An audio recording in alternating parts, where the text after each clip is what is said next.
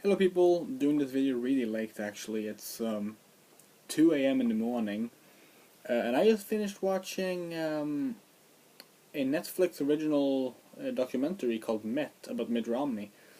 Um, you see, there wasn't actually any new 2014 movies um, showing in the cinema locally this week, so I guess I don't have anything to watch until RoboCop next week.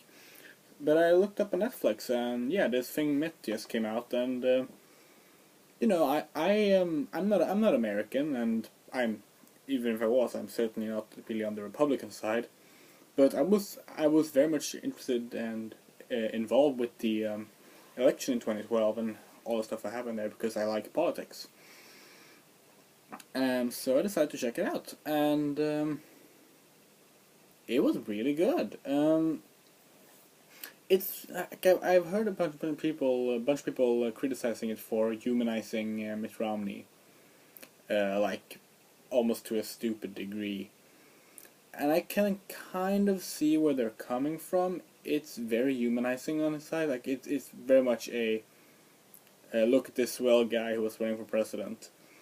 Um, with that said, while it does that, the actual stuff it does in terms of just showing how people deal with losing an election and preparing and all, and the time building up to that. I mean, it was his second one. He of course wanted to, he was hoping to be the nominee, the Republican nominee in 08.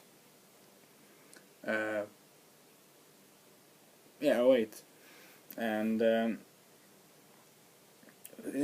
following through those 6 years of planning and eventually losing the election was really interesting to watch. And yeah, sure, the Mitt seems like a swell guy, which I'm sure is I mean, of course, it's how it's edited and directed as well, of course. But he even he acknowledges stuff about himself that the press says. The movie's called Mitt, but like if I had been the director of this movie, which is no chance I would ever be, but if I was the director of Mitt, I would probably have called it completely unironically. I would have called it the flip-flopping Mormon, because he refers to himself by that a couple of times in the movie. Like he talks about how the media perceives him and how he's just viewed as a flip-flopping Mormon. And like, if anything, that down-to-earth feeling from all that stuff was really interesting. The fact that yeah, he knew what people were saying about him. He knew what the media was saying. He did his research. He tried his best. And like even me, who have I probably disagree with Mitt Romney on almost every policy he had politically. Even me, I'll admit, like it was really really nice seeing someone caring about something and really pushing for it in a way like that. A very inspiring documentary. I haven't really seen a new documentary in a while, and I've never tried reviewing one before. It's kind of difficult because you can't really talk about like the story, because you all know the story. Mitt Romney's running for president two times, and once he's not nominated and once he loses.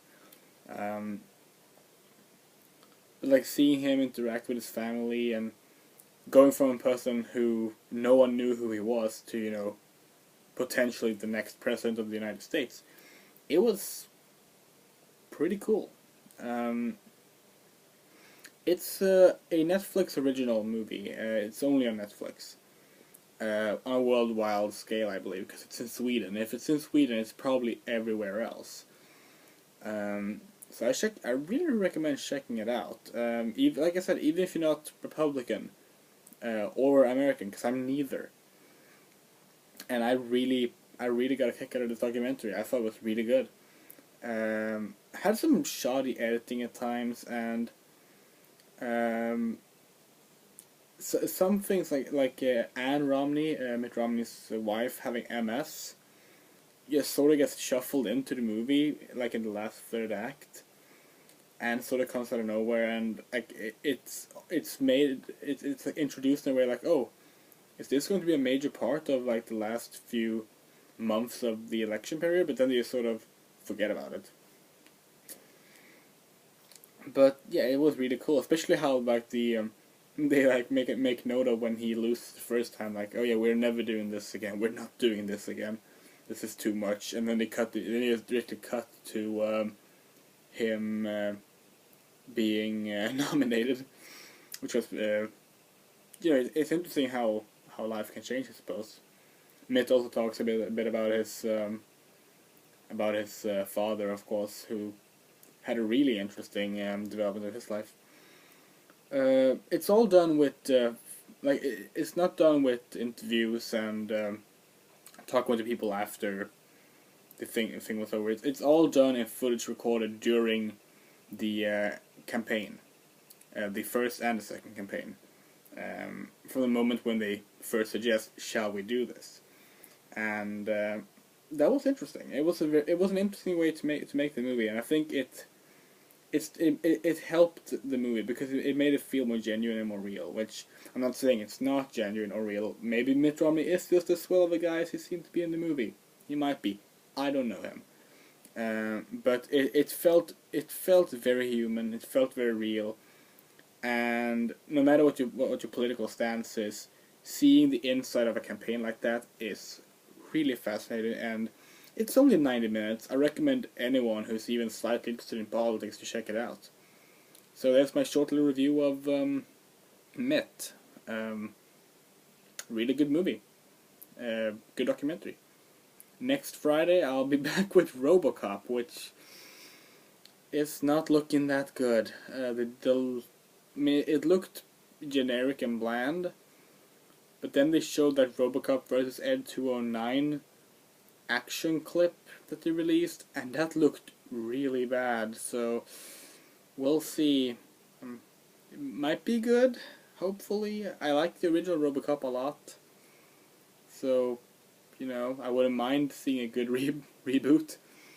But yeah, check out Mitt. It's on Netflix. If you have Netflix, just go see it. If you don't, well, get a free month trial and watch it. Why not? So yeah.